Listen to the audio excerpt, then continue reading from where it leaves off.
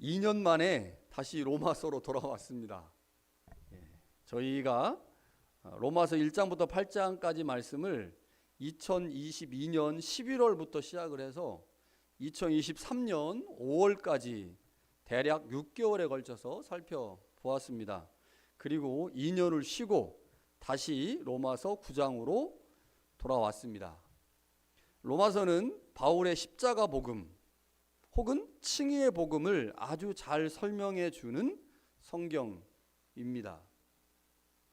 기독교 복음의 핵심을 잘 설명해 주는 성경이 로마서이기 때문에 우리가 신앙생활하면서 반드시 한 번쯤은 정독하고 한 번쯤은 공부해야 하는 책이 이 로마서인데, 우리가 지난번에 8장까지 살펴보았고, 자, 오늘부터 시작해서 대략 한 4개월에 걸쳐서 16장까지 말씀을 살펴보려고 합니다. 제가 다시 로마서 설교 준비를 하면서 이 바울의 성서 해석의 탁월함을 느낄 수 있었습니다. 바울은 율법과 복음의 관계 안에서 자신의 복음을 설명을 하는데 그 해석학적 관점이 정말로 특별하면서도 대단합니다. 아마 우리가 이제 9장부터 11장을 살펴보면서 바울의 이 해석학적 통찰력이 얼마큼 특별한지를 또 이제 보게 될 텐데요. 자, 우리가 지난번에 1장부터 8장까지 로마서의 핵심이 무엇인지를 고찰을 했는데, 이 로마서의 세 번째 단락인 9장부터 11장, 그리고 네 번째 단락인 12장부터 16장을 이제 이 앞에 있는 단락과 연결해 가면서 한번 생각해 보려고 합니다. 오늘 본문이 담겨 있는 9장은 새로운 주제가 시작되는 단락인데, 이 단락에서 유대인의 구원 문제를 이방인과의 관련성 속에서 설명을 합니다. 자, 오늘 이제 본문을 이해하려면 로마서의 전체적인 내용들을 이해할 필요가 있고, 우리가 2년 전에 말씀을 들었기 때문에 앞단락을 다 잃어버렸잖아요. 그래서 잠시 한번 생각을 해보고 오늘 본문의 말씀으로 넘어가도록 하겠습니다. 로마서는 크게 네 부분으로 나눌 수 있습니다. 자, 1장부터 4장, 5장부터 8장, 9장부터 11장, 12장부터 16장입니다. 우리가 1부와 2부를 2년 전에 살펴보았기 때문에 약간의 이제 복습이 필요한데, 1장부터 4장의 가장 중요한 내용, 핵심 단어를 설명하려고 하면 하나님의 의입니다. 하나님의 의. 그러니까 이 하나님의 의를 바울이 설명하는 이유는 그 하나님의 의가 우리에게 와야 돼요. 이거를 다른 말로 하면 하나님으로부터 의롭다고 인정을 받아야 됩니다. 그러니까 의로우신 하나님이 우리를 의롭다고 인정하시는 것, 여기서 구원이 시작됩니다. 구원. 그러니까 칭의, 의롭게 된다라는 말을 우리는 일반적으로 구원받았다 이렇게 말하지만, 로마서 전체에서 보면 구원은 다양한 여러 단계를 거치게 되는데, 그 단계의 첫 번째 시작점이 뭐냐면 칭의입니다. 칭의. 하나님으로부터 의롭다고 인정을 받게 되는 순간부터 우리는 이제 구원의 백성이 되고, 그 구원의 백성의 과정을 거쳐가는 거예요. 언제까지요? 죽을 때까지. 하나님의 나라에 들어갈 때까지. 이 과정을 이제 로마서가 잘 설명을 해주고 있습니다. 그러면 우리가 어떻게 하나님으로부터 의롭다고 칭함받을 수 있을까요? 로마서 3장에 보니까 예수 그리스도의 신실함을 통해서입니다. 그러니까 예수 그리스도를 통해서 우리는 의롭다 인정을 받는데, 쉽게 말하면 예수를 믿는 믿음이죠. 예수님의 믿음이 있고 우리의 믿음이 있는데, 이 예수님의 믿음과 우리의 믿음을 통해서 우리는 하나님으로부터 의롭다고 인정을 받습니다. 그런데 이 의롭다고 인정받는 이 선택된 사람들이 누구냐? 민족적이고 태생적인 것과는 상관이 없습니다. 그러니까 유대인들은 아브라함의 자손들이 하나님으로부터 의롭다고 인정을 받는다고 주장을 하지만, 바울은 그렇지 않고 민족적이고 태생적인 것과는 상관없이 예수 그리스도의 신실함을 인정하고 그를 믿는 자는 모두 의롭다 인정함을 받는다. 그 인정함을 받는 그들이 이제 하나님의 구원의 과정 가운데 들어가서 그 구원을 이루어가는 일들을 하게 되는 거죠. 자, 여기서 유대인들이 제기할 수 있는 문제가 있죠. 유대인과 이방인이 모두 동등한 자격으로 믿음으로 구원을 받는다고 한다면 유대인들은 당연히 이렇게 질문할 겁니다. 그렇다면 하나님이 아브라함에게 하신 약속은 어떤 의미가 있습니까?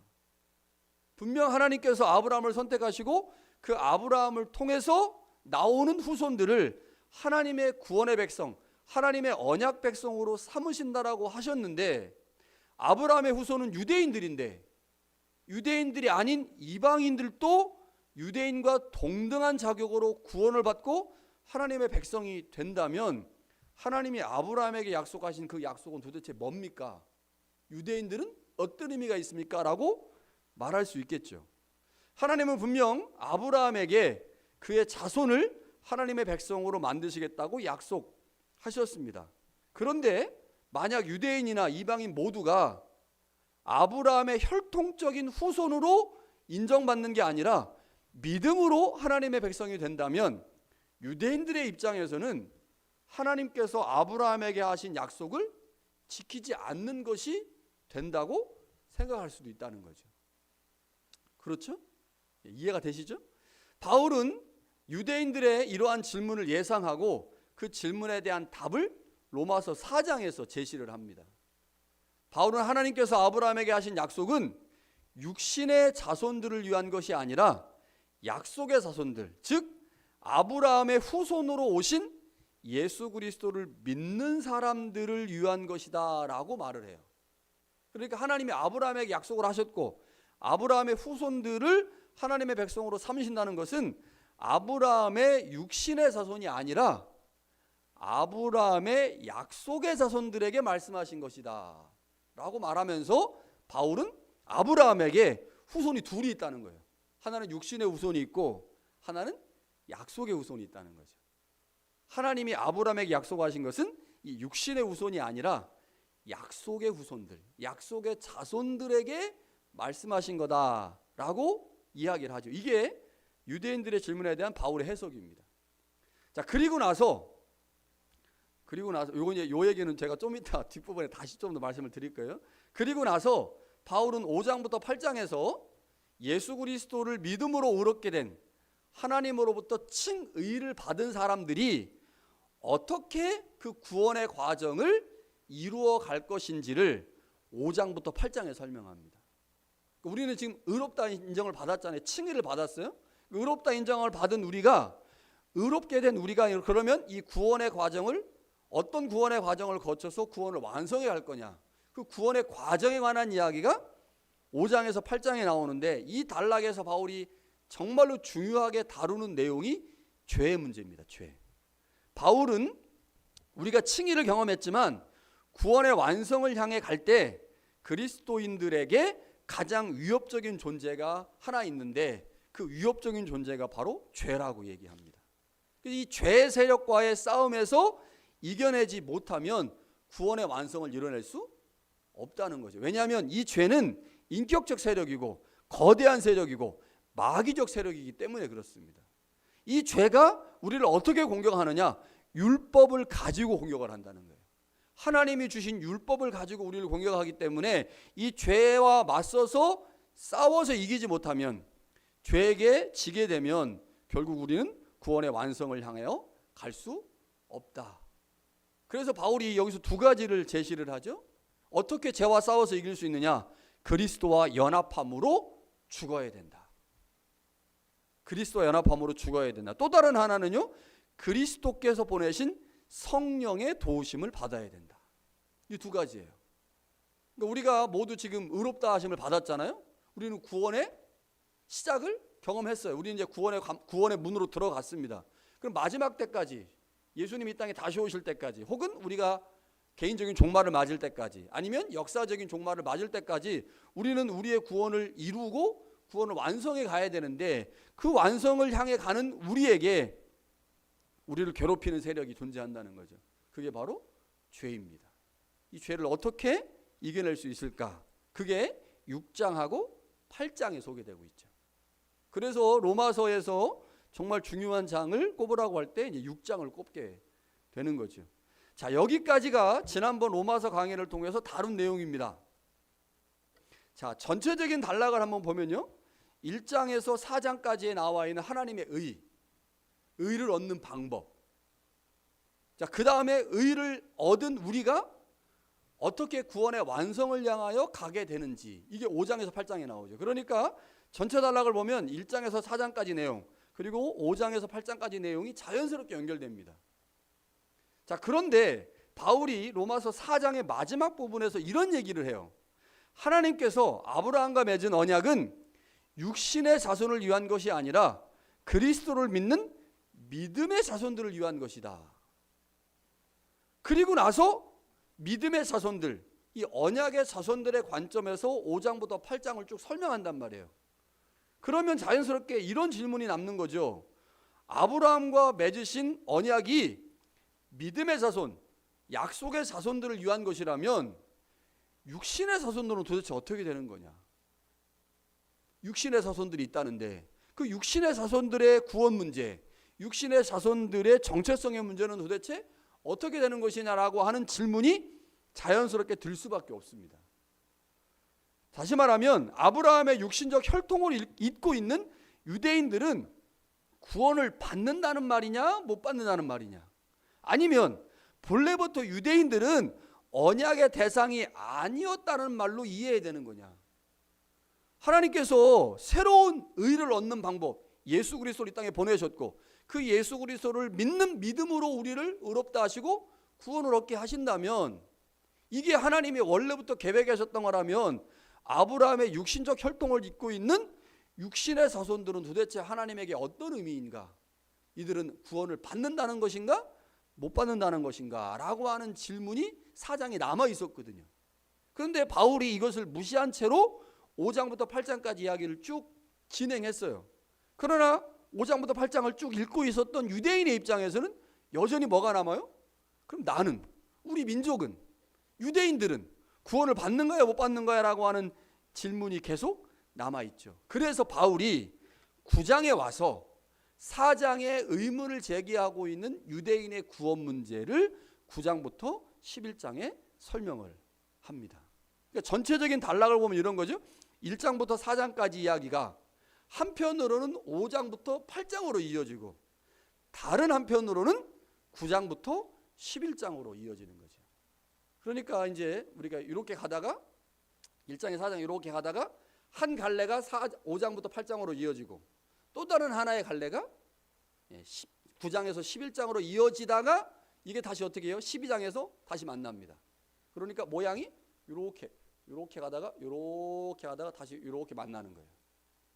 그러니까 1장부터 4장이 5장부터 8장, 9장부터 11장으로 가다가 12장에서 다시 만나가지고 연결됩니다. 이게 이제 로마서의 전체적인 구조이죠. 자, 그리고 나서 로마서의 마지막 단락인 12장부터 16장은 5장부터 8장의 내용과 9장부터 11장의 내용을 서로 연결하면서 하나님의 언약 백성으로서 우리가 우리의 삶의 자리, 실제적인 삶의 자리에서 어떻게 살아야 되는가, 예배의 자리, 권력의 자리, 공동체의 자리에서 우리가 어떻게 그리스도인의 삶을 살아낼 수 있을 것인가를 설명을 하죠. 따라서 로마서를 옛날에는 전통적으로는 두 부분으로 나눴어요. 1장부터 11장까지는 기독교 교리를 설명하는 거고 12장부터 16장까지는 윤리를 설명하는 단락이다, 이렇게 설명을 했었는데 적합하지 않죠. 왜냐하면 5장부터 8장에도 윤리적 내용들이 상당히 많이 나오기 때문에 이 교리적인 부분을 모두 교리라고 말하기는 어렵고, 그래서 로마서를 이해할 때 지금 제가 말씀드린 1장부터 4장, 한편으로는 5장부터 8장, 다른 한편으로는 9장부터 11장, 그러면서 12장에서 만나서 16장으로 끝나는, 이렇게 가다가 배불떼기가 돼서 이렇게 끝나는 이런 구조로 로마서를 이해하는 게 가장 좋은 이해라고 볼 수가 있습니다. 자, 이제 바울은 로마서 9장에서 유대인의 구원 문제를 본격적으로 다루는데, 구원 문제를 다루면서 자신의 복잡한 심정을 토로합니다. 내가 그리스도 안에서 참말이지 거짓말을 하지 않는다. 나에게 정말 큰 근심이 있다. 나의 마음에 그치지 않는 고통이 있다. 심지어 이렇게 말해요. 내 자신이 저주를 받아서 그리스도에게서 끊어질지라도 내가 유대인들의 구원을 원한다. 근데 여기서 끊어진다라는 표현이 그 앞단락에 나오거든요. 8장 39절에 바울이 이렇게 말해요. 다른 어떤 피조물이라도 우리 주 예수 그리스도 안에 있는 하나님의 사랑에서 끊을 수 없다. 분명히 여기서는 바울이 그 어떤 것도 하나님의 사랑에서 우리를 끊을 수 없다라고 했는데 자신은 끊어지면 좋겠다 이렇게 표현을 해요. 그러니까 바울이 자신의 이 동족인 유대인들의 구원 문제를 얼마나 심각하게 받아들이고 있는지. 왜 이렇게 심각하게 받아들이겠습니까?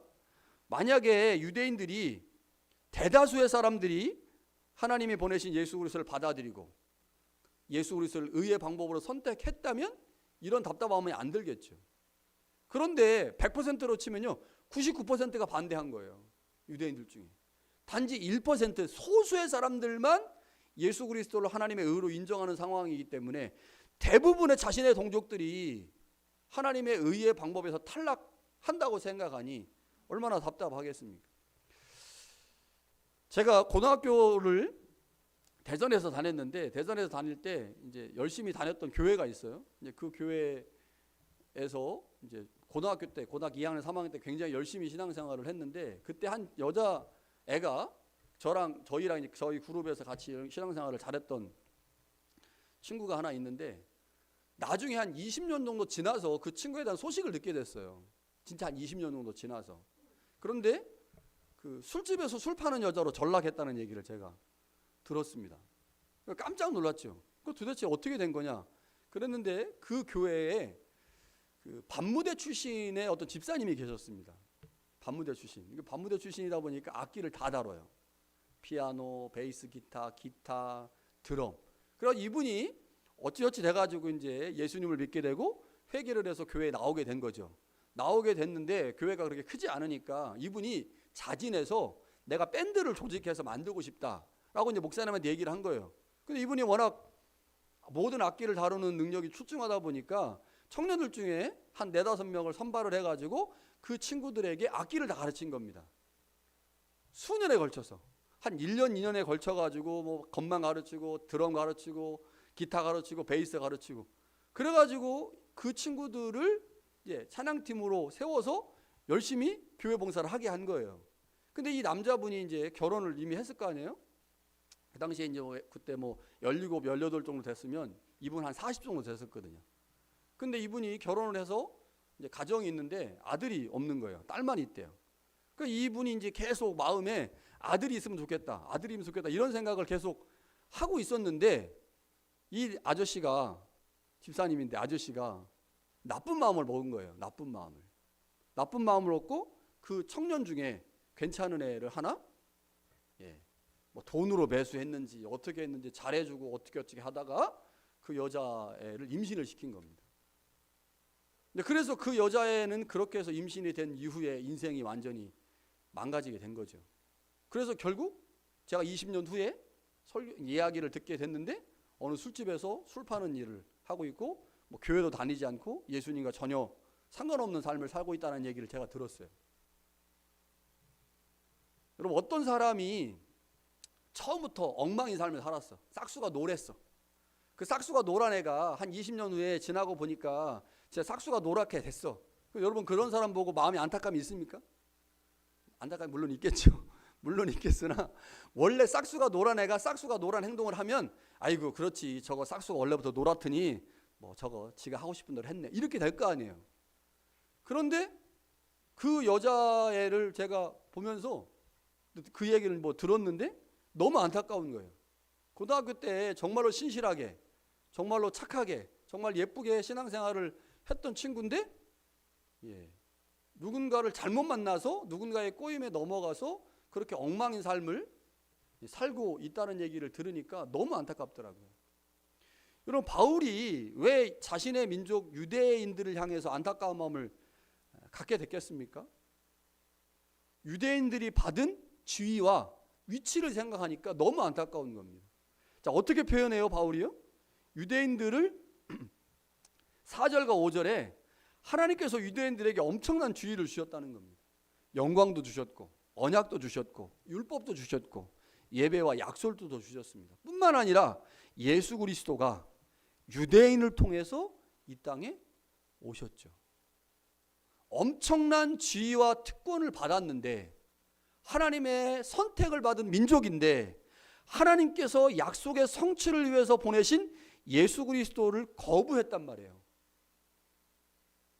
엄청난 지위와 엄청난 혜택을 받았는데 하나님이 결정적으로 보내신 예수 그리스도를 거부함으로 구원에 들어가지 못하는 것을 바울이 생각하니까 얼마나 바울이 마음이 아프겠습니까?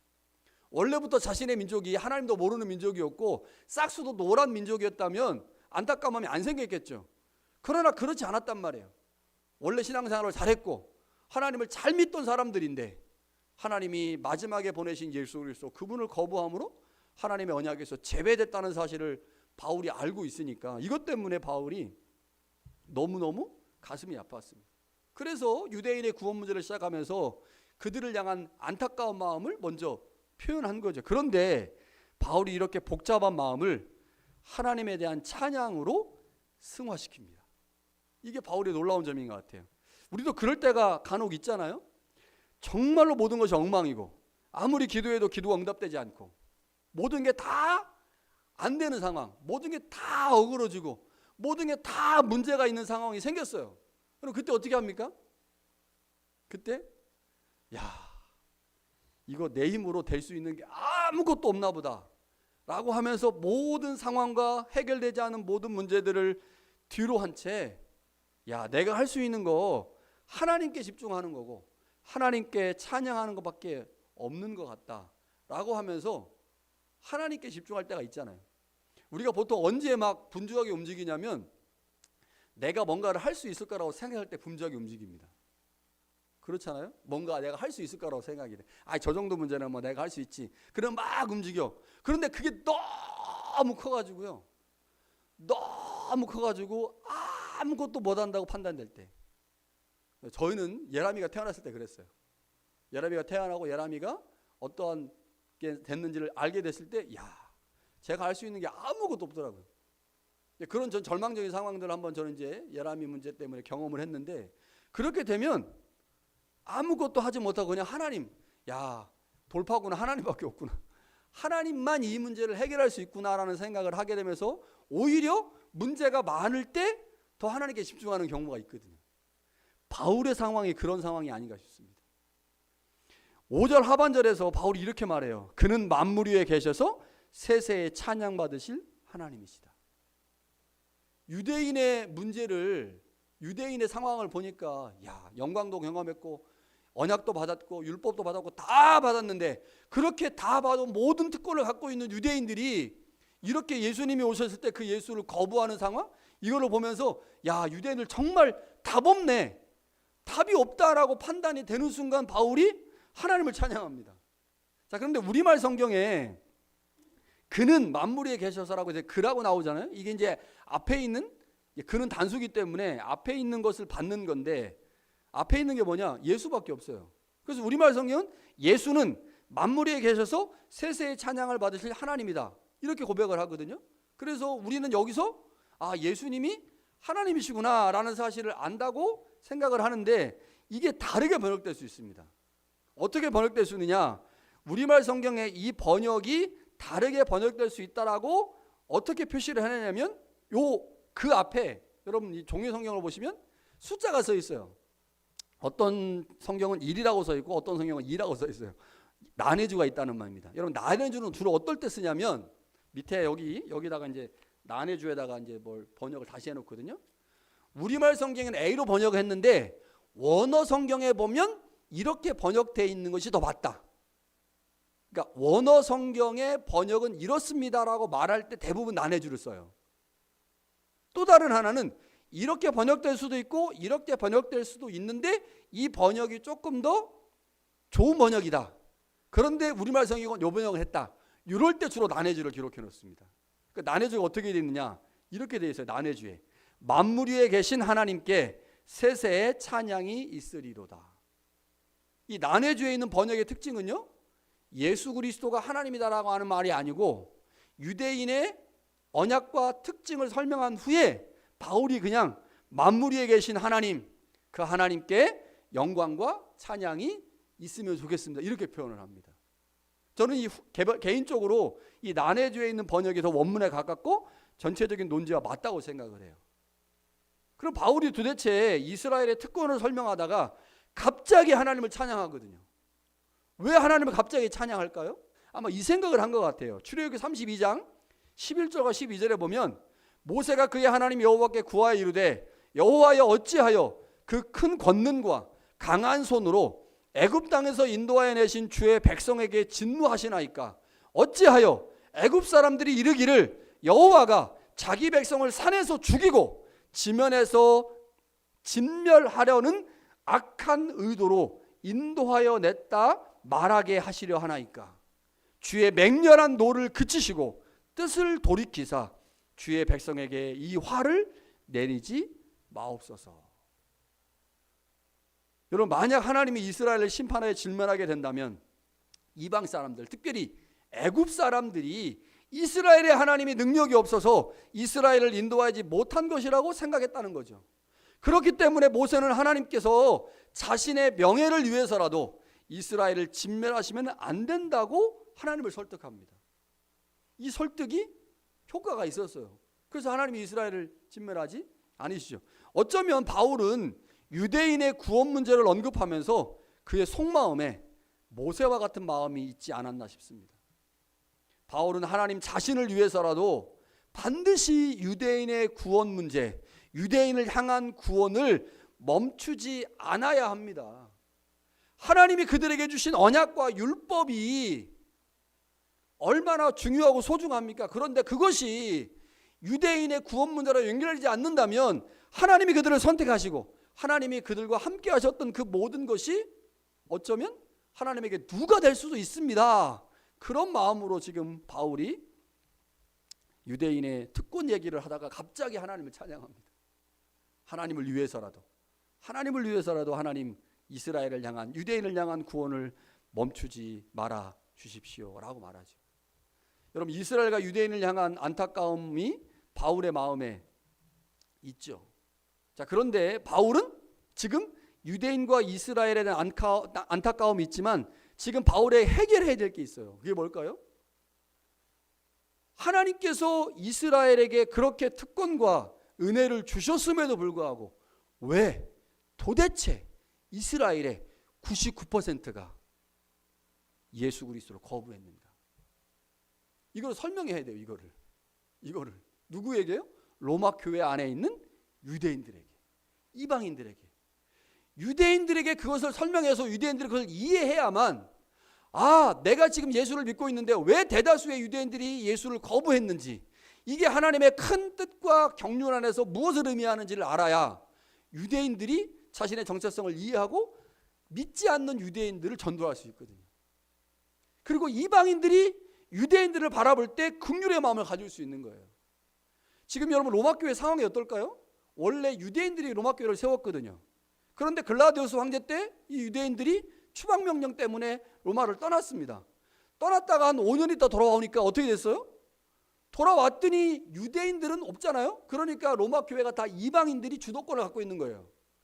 그 중에 일부가 다시 교회로 들어왔어요. 들어와서 유대인들은 계속해서 우리의 주도권을 얘기하는 겁니다. 우리가 세운 교회다, 우리가 너희보다 혈통적으로 낫지 않느냐라고 계속 주장을 하면서 로마 교회 안에 유대인과 이방인이 지금 분쟁하고 있는 상황이거든요. 그러니까 바울은 유대인과 이방인의 문제, 특별히 유대인의 구원 문제를 유대인이 바르게 이해해야 되고, 또한 교회 안에 있는 이방인들이 유대인이 왜 저렇게 말할 수밖에 없는지, 그리고 왜 그들이 대부분이 예수 그리스도의 복음을 거부할 수밖에 없었는지를 유대인도 이해해야 되고 이방인도 이해해야만 교회 문제가 해결되거든요.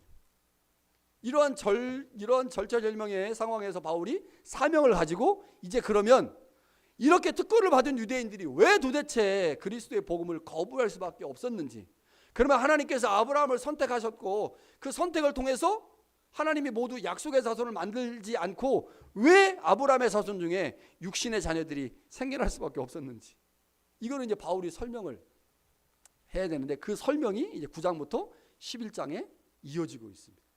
자, 그 내용들을 이제 우리가 오늘은 조금 설명하고요. 다음 주부터 조금 더 자세하게 설명을 하도록 하겠습니다. 자, 바울이 구약 성서에 대해서 매우 정통합니다. 너무너무 구약 성서를 잘 알고 있어요. 그리고 복음에 대해서도 너무너무 잘 알아요. 십자가의 복음, 칭의의 복음. 그러니까 구약 성서와 복음에 대해서 정통한 바울이 이제 이스라엘의 구원 문제를 설명할 때 어떤 방식으로 설명하느냐? 육신의 자녀와 약속의 자녀의 방식으로 문제를 설명해 갑니다. 자, 그런데 이게 11장에 가면 바울이 어떤 얘기를 하냐면 하나님께서 이스라엘 역사를 이루어 가실 때 소수의 사람들을 선택하셔서 일들을 하셨다라는 얘기를 해요. 이게 이제 성경에 보면 남은 자입니다. 남은 자. 그루터기, 남은 자. 자, 이게 구약 성서 안에서 하나님의 역사를 진행하실 때 사용하신 방법인데 이 방법을 바울이 가져와서 자, 그러면 하나님의 입장에서 참 이스라엘이 누구냐? 그러니까 하나님이 아브라함과 언약을 맺으셨는데 그 언약을 맺은 아브라함의 후손들 중에 참 이스라엘이 있고 그렇지 않은 이스라엘이 있다는 거예요. 참 유대인이 있고 그렇지 않은 유대인이 있다.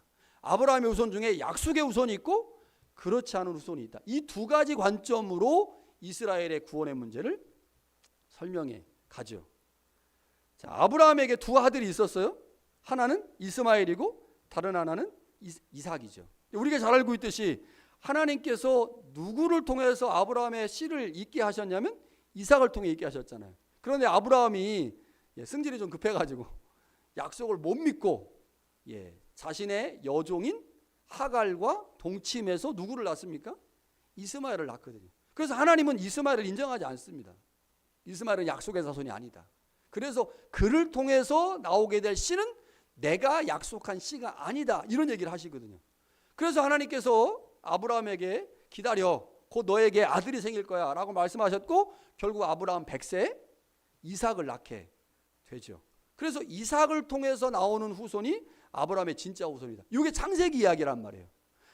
바울이 이야기를 가져옵니다. 이야기를. 그래서 이스라엘 사람들이 모두 이스라엘 사람이 아니다. 아브라함의 씨가 모두 아브라함의 씨가 아니다. 오직 약속의 후손만 아브라함의 씨다라고 말을 하면서 왜 하나님께서 많은 유대인들 중에 일부만 예수 그리스도를 믿게 하셨느냐? 이 일부가 약속의 후손이라고 말씀을 하시는 거죠. 자, 그런데 여기서 한 가지 중요한 말씀을 바울이 하죠. 자, 6절에 보면 이렇게 되어 있습니다. 6절에 보면 그러나 하나님의 말씀이 폐하여진 것 같지 않다. 여기서 폐하여졌다라는 말이 다른 말로 하면 실패했다라는 말입니다. 그러니까 하나님의 말씀이 실패하지 않았다. 그러니까 지금 바울이 너무너무 중요한 거예요. 하나님이 아브라함의 후손들과 약속을 하셨단 말이에요. 그런데 그 약속이 실패하지 않았다.